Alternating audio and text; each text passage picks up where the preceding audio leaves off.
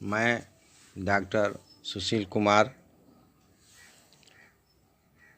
Class 12 biology का पहला chapter reproduction in organism से क्वेश्चन ले रहा हूँ।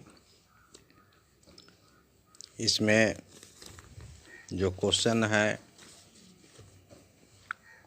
Why is sexual reproduction is better than A sexual reproduction. इसका अर्थ यह हुआ कि सेक्सुअल रिप्रोडक्शन ए सेक्सुअल रिप्रोडक्शन से ज़्यादा बेहतर है। क्यों? सेक्सुअल रिप्रोडक्शन में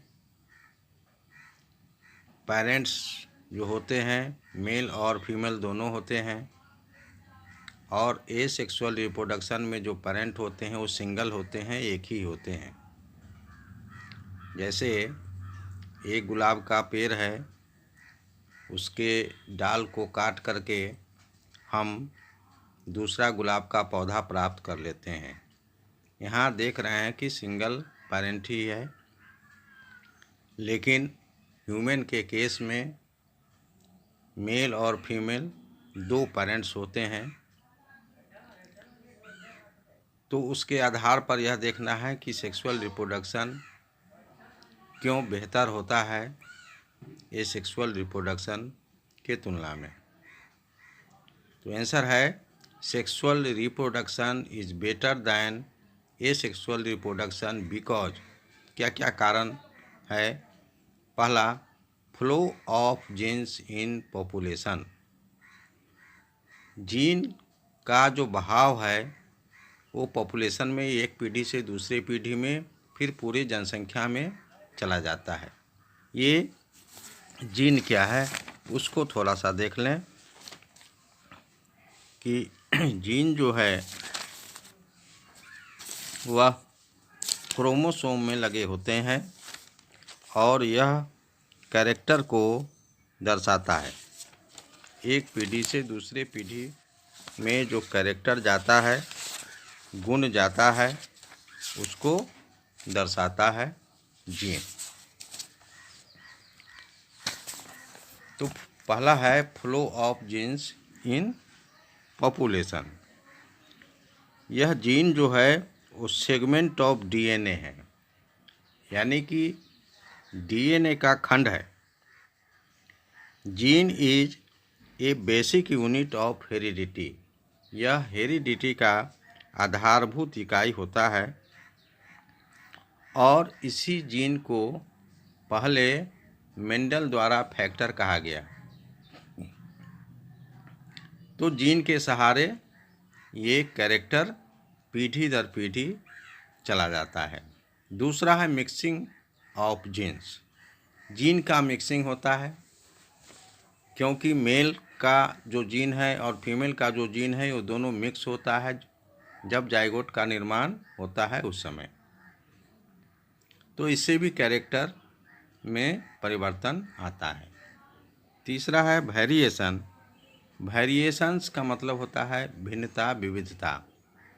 विविधता कई स्तर पर हो सकता है, जैसे सेल और सेल के बीच में भिन्नता हो सकता है, या जीवों में, जैसे मानव, आप जितने भी मानव को देखे हुएगा वो कहीं ना कहीं उसका जो मॉर्फोलॉजी है, यानी बाहर से जो दिखता है फिजिकली, उसमें एक तरह का नहीं मिला होगा, कुछ न कुछ अंतर पाया जाता है।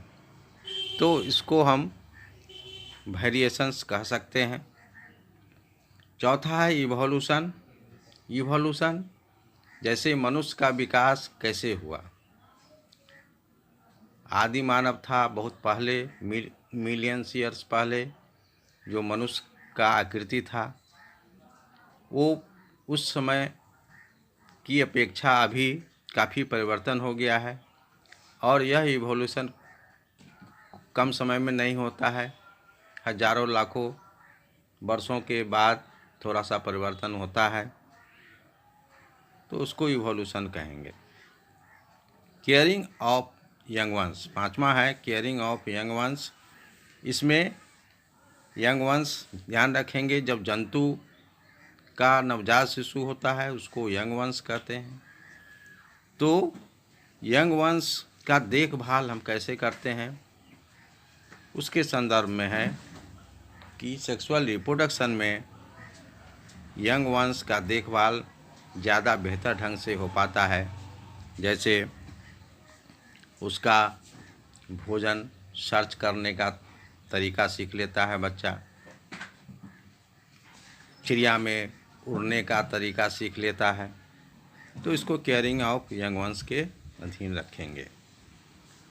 अब जो तीसरा क्वेश्चन लिए हैं, याद हुआ कि पहला क्वेश्चन हमने अपने वीडियो पार्ट 1 में लिया था। अब जो क्वेश्चन है वो क्वेश्चन है, why is water hyacinth called terror of Bengal.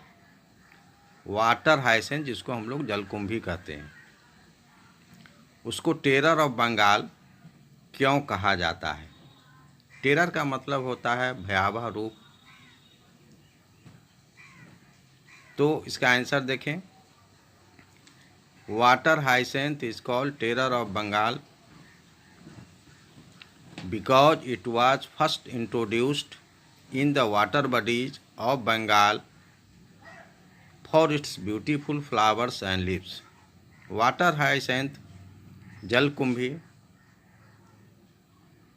पहली बार बंगाल में लाया गया था और वहाँ के पॉन्ड्स में, वाटर रिजर्वायर में इसको रखा गया था, इसलिए कि इसका फूल जो है वो देखने में सुंदर लगता है और इसकी पत्तियां भी देखने में सुंदर लगता है, इसलिए इसको वहाँ लाया गया। वाटर हाइसेंथ यह स्थिर पानी में, जैसे तालाब के पानी में, पोखरे के पानी में, गड्ढों के पानी में ये रहता है, तो बहुत तेज़ी से बढ़ता है।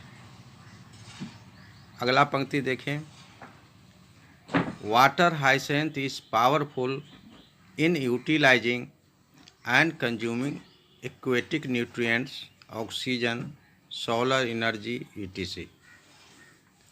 वाटर हाइसेंथ जो जलकुंभी है वह बहुत शक्तिशाली होता है उपयोग करने में। जलीय पौधे का जो पोषक तत्व होता है पानी के अंदर, ऑक्सीजन होता है, सोलर एनर्जी होता है, ये तेज़ी से ग्रहण करता है, ज़्यादा ग्रहण करता है।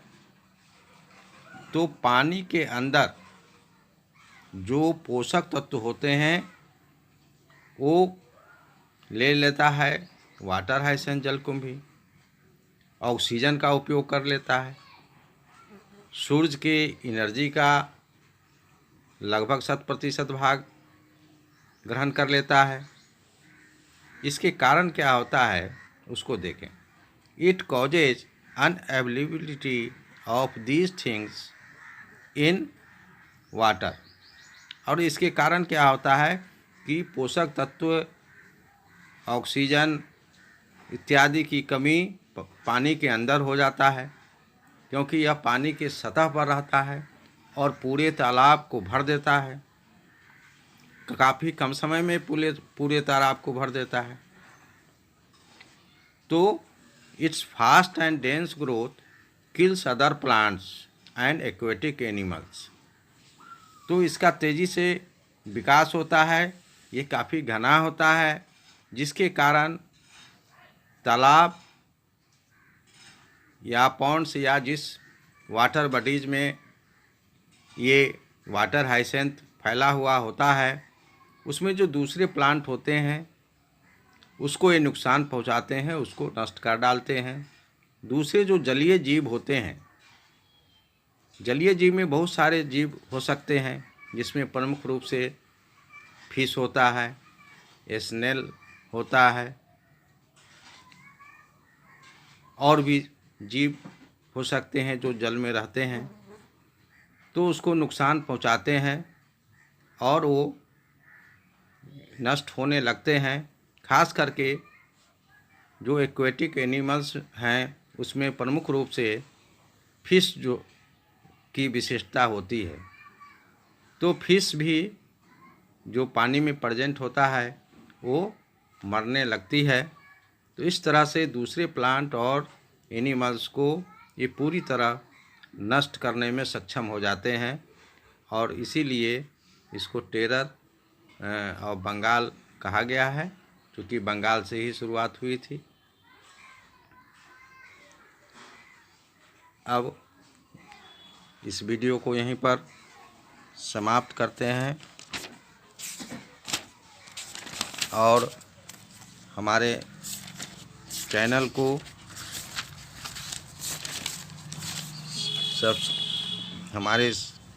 को लाइक करें, शेयर करें, सब्सक्राइब करें और बेल आइकन को प्रेस करें। धन्यवाद।